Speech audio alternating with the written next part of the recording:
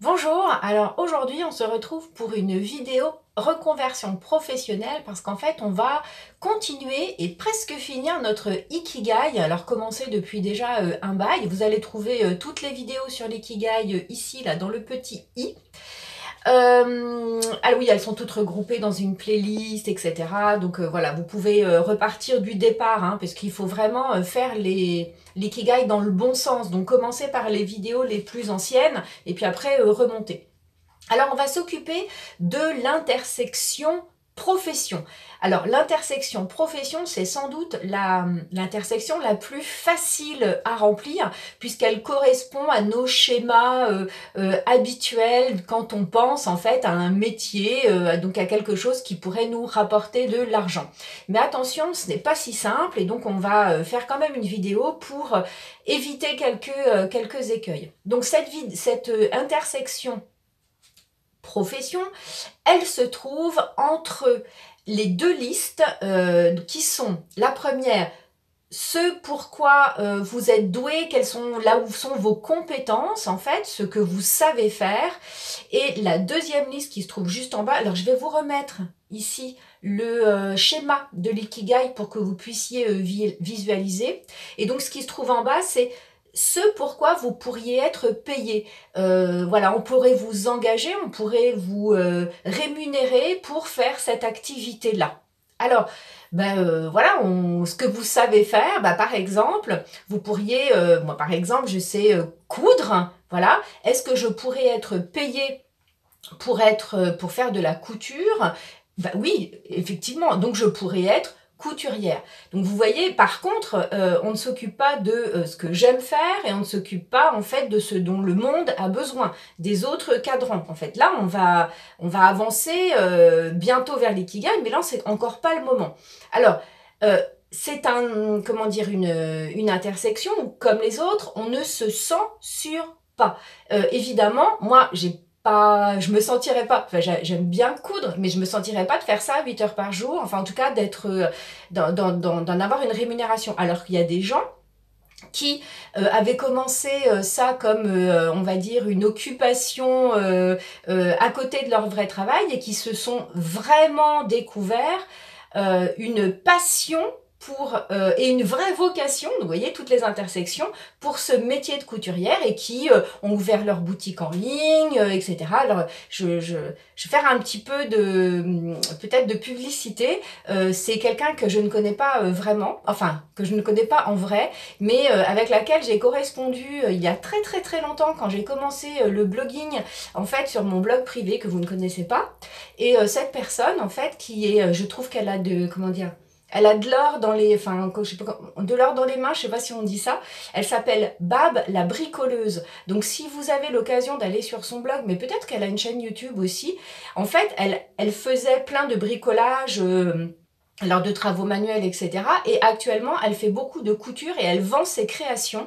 Et franchement, elle fait un travail formidable. Donc elle ne sait pas du tout que je vais parler d'elle. Et puis elle ne se souvient sans doute pas de moi. En plus, là c'est mon vrai nom et elle me connaît pas sous ce nom-là. Mais je voudrais voilà lui donner un petit coup de projecteur parce que je trouve que vous la connaissez peut-être, hein, remarque. Et je trouve qu'elle fait un travail génial. Donc vous voyez, voilà, par exemple la couture. Donc devenir couturier ou couturière. Après, voilà, dans les choses que vous savez faire, peut-être que vous savez je sais pas moi, faire vos comptes, voilà. Et est-ce que vous pourriez être payé pour faire les comptes d'entreprise? Oui, ça s'appelle être comptable, en fait. Voilà, donc c'est une vraie profession. Donc là, ça va être très facile. Donc vous prenez votre liste de ce que vous savez faire, et en règle générale, ce pourquoi vous pourriez être payé. Donc là, attention, on parle des choses que vous savez faire, où il n'y a pas besoin de formation supplémentaire. Donc finalement, ce sont des activités que vous pourriez exercer, si tant est que vous trouviez du travail ou que vous créiez votre activité, on va dire, indépendante, et que après, il faudra trouver des clients, hein, voilà. Mais c'est vraiment voilà, on est dans le domaine des professions. Mais, je le rappelle, toutes les professions, c'est pas parce qu'on sait faire quelque chose et qu'on peut être payé pour le faire que ça va nous rendre joyeux, et c'est pas le but de l'ikigai. Et c'est très souvent en fait les personnes de notre âge, hein, donc autour de la cinquantaine, ont, après leurs études, ils ont appris des tas de compétences et puis, ils ont trouvé du travail parce qu'il fallait, mettre un toit sur la tête, de sa famille ou même de soi-même uniquement, voilà. Et puis finalement, la routine s'est installée. Alors c'est très confortable, hein, d'avoir une profession, sauf que, parfois, il y a des gens qui ont fait le tour de leur métier et qui, à la cinquantaine ou peut-être même des fois un petit peu avant, se disent en fait qu'ils sont passés à côté de leur vie et que, vous voyez, quand on travaille, que l'on soit salarié ou indépendant, on passe beaucoup de temps à travailler. Si ça nous remplit pas de joie et si en plus ça n'apporte rien, on a l'impression que ça n'apporte plus rien. Alors on pouvait avoir l'impression que ça apportait quelque chose au monde, on va dire, quand on a commencé, mais quand on a fait un peu le tour, qu'on a perdu le sens, etc., souvent, eh bien, on va se retrouver dans cette situation avec un métier, avec, oui, de l'argent qui tombe tous les mois, mais par contre, ça nous rend pas plein de joie, quoi. Enfin, ça ne nous plaît plus. Et puis, finalement, on travaille que pour l'argent et tout ça pour ça. C'est-à-dire que, vous savez, travailler, vous savez bien autant que moi, 35 heures maintenant, et quand on a commencé, c'était beaucoup plus que ça. 35 heures par semaine, 47 semaines par mois, pour s'ennuyer.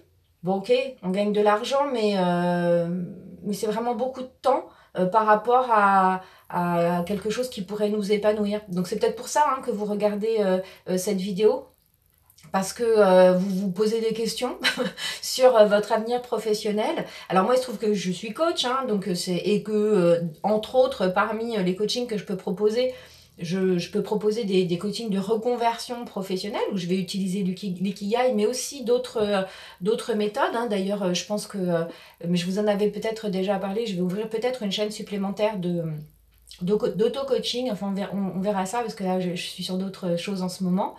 Mais vous voyez, l'ikigai, c'est vraiment une démarche qui va ouvrir en fait des perspectives. Alors, essayez quand vous êtes sur cette intersection de professions, de ne pas vous fixer uniquement sur les professions que vous avez exercées ou sur celles qui rapportent beaucoup, beaucoup d'argent, voilà, des choses comme ça, quoi. Essayez d'élargir un petit peu parce que peut-être que, oui, voilà, par exemple, vous ne voudriez pas être couturier ou coiffeur, mettons que vous savez couper les cheveux, voilà, ou coiffeur ou coiffeuse ou esthéticienne ou je ne sais, voilà, moi je parle des choses voilà, en ce moment, voilà, mais peut-être que vous ne voudriez pas en faire en métier, mais il y a peut-être dans cette idée en germe quelque chose de beaucoup plus intéressant à creuser et que vous allez creuser et on va creuser ensemble en revoyant en fait à la fois nos 4 listes et nos 4 listes principales, les 4 intersections, quand on va parler de la phase finale qui est l'ikigai. Voilà, j'espère que cette vidéo, qui était très courte finalement, vous a plu. Vous voyez, les écueils, c'est vraiment ça, c'est de s'enfermer dans des professions stéréotypées, puis aussi de lister que les professions auxquelles on pense, et puis ne pas oser noter Là, on est là pour ouvrir, hein, donc du coup, il faut ne pas hésiter à ne pas vous censurer.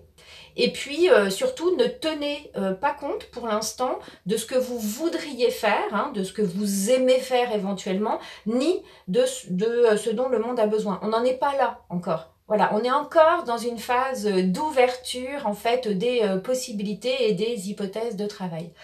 Bon, bientôt, à bientôt. Je pense que, je sais pas si la prochaine fois je ferai une vidéo sur la reconversion professionnelle, mais vous savez, j'ai 4 thèmes en ce moment, donc la reconversion professionnelle, mais aussi la cinquantaine, la ménopause ou l'andropause, et puis le célibat qui arrive souvent à notre âge, parce que comme le métier, des fois, on se retrouve plus bien dans notre vie familiale, dans notre foyer, dans notre vie de couple, etc. Et on se pose beaucoup de questions, ou alors on s'en est pas posé, et puis notre conjoint ou notre conjointe, elle ou lui s'en est posé, et donc du coup, on se retrouve célibataire.